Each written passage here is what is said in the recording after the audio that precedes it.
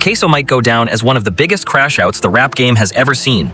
Today we're breaking down how he got fried in court and why he's never walking free again. From the jump, the prosecution set the tone, opening their statement by laying out the violent street war in Jacksonville for the jury. 6 Block and ATK are rivals.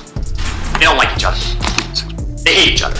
And one of the traditions of both groups is producing rap music, drill rap, diss songs that make fun of or talk disrespectfully about members of their ops. The other drill fans already know Young and Ace and Foe had the city on fire, but in court, the lawyer broke it down step by step, saying Ksoo murdered Lil Buck for revenge.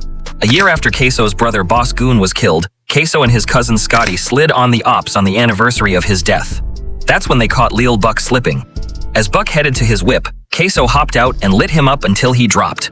Then, while Buck lay bleeding on the concrete, Ksoo stood over him and shot him in the head. To drive it home, the prosecutor painted the scene, describing how Lil Buck's teeth and brains were left scattered across the parking lot. Hot metal ripping through his muscles. Hot metal blowing open his skull.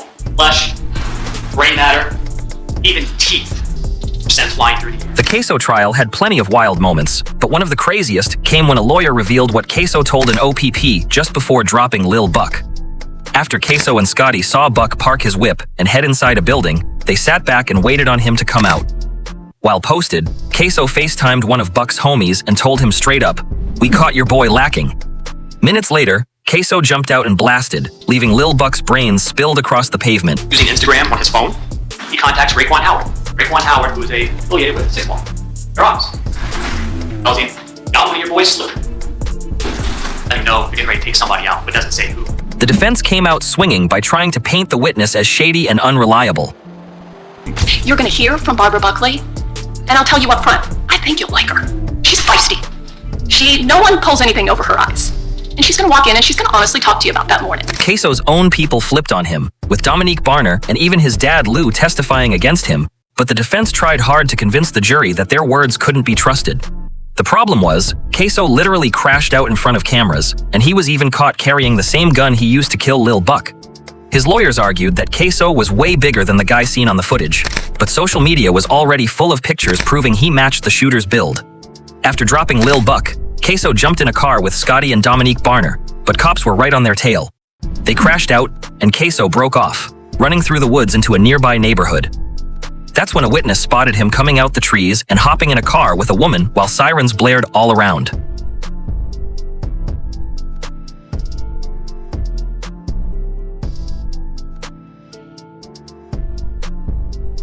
Ksoo hit up a woman named Natalie to scoop him after the crash, and when she testified in court, it gave the prosecutors exactly what they needed to seal the deal. The defense pushed back, claiming the guy who came out of the woods wasn't Ksoo, but Natalie made it clear under oath that it was him she saw pop out the trees before she pulled up and picked him up. Where did you have to go to pick Hakeem up? Of Arlington Expressway and some apartments. And how did you know where to go?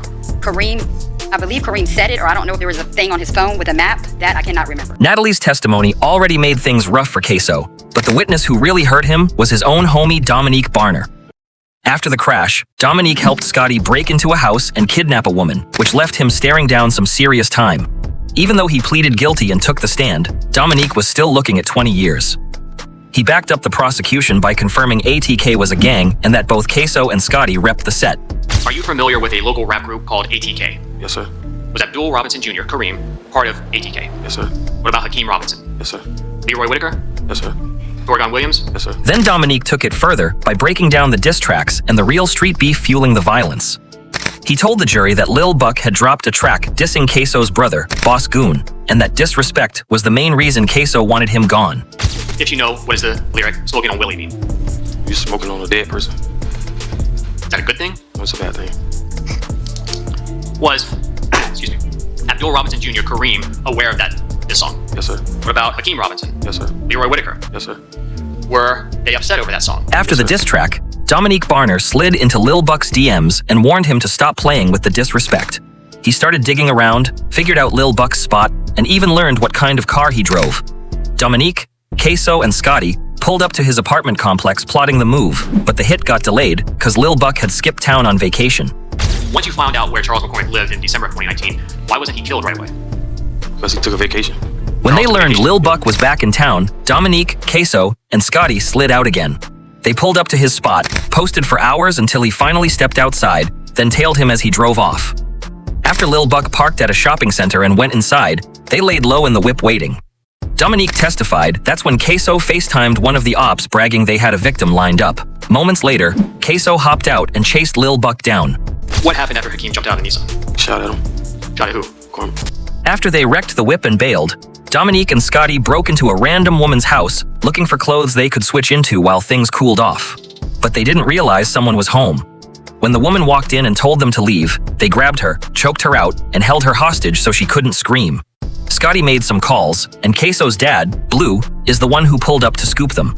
But the wildest twist is that Blue later flipped on his own son and testified against him in court. Blue had his own cases pending and figured snitching on Ksoo might help him shave off time. Prosecutors argued Lil Buck's murder was pure retaliation for Ksoo's brother, Boss Goon, and Blue confirmed key details. He told the jury he was driving the car when shooters pulled up and lit it up, and even described holding Boss Goon's hand as he bled out in the seat beside him. As I was driving, I could, hear Willie making this guggling noise, and I hold his hand while I was driving, because I didn't want him to die, feel like he died alone. Blue's other son, Abdul Robinson Jr., was in the car when his brother Boss Goon got killed, and he's also facing a murder charge for Lil Buck, though his trial will be separate, and chances are, Blue will testify there too. On the stand, Blue said Lil Buck was tied to 6 Block and had beef with Ksoo and the rest of ATK. After scooping Scotty and Dominique from the house they broke into, Blue drove them behind a Burger King so they could torch the clothes from the hit. Dominique and Scotty told him what went down, and Blue played along, helping them cover it up. But once Blue got locked up and started staring down his own charges, he turned all the way and told the court straight up that Ksoo was the one who pulled the trigger on Lil Buck. Taw, seat beside him. Who is the person that was captured on the video recording shooting Charles McCormick?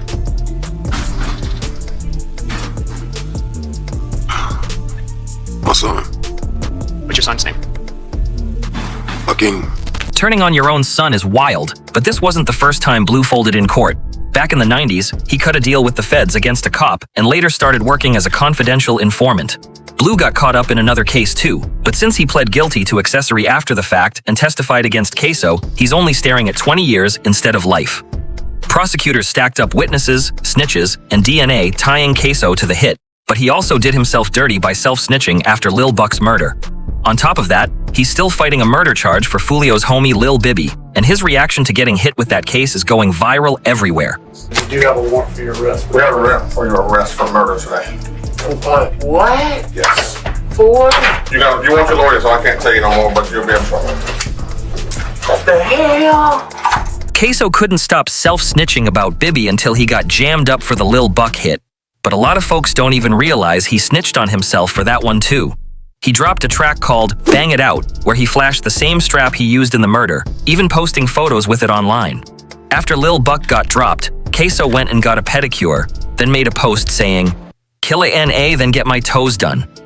One of the wildest moments in the courtroom came when the lawyers actually read that post out loud during trial. Kill a nigga, then go get my toes done. Then go get my toes done. Those are his words that he attached to a video. By the time the trial wrapped up, it was clear Ksoo and Scotty were finished. The defense had nothing solid to counter the mountain of evidence, so both of them got hit with murder convictions, and Ksoo's reaction instantly went viral.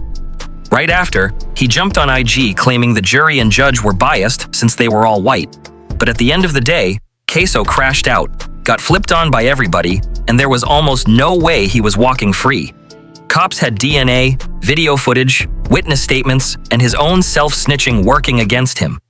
Now he's staring down life in prison, and on top of that, he still has to face the Lil Bibby case.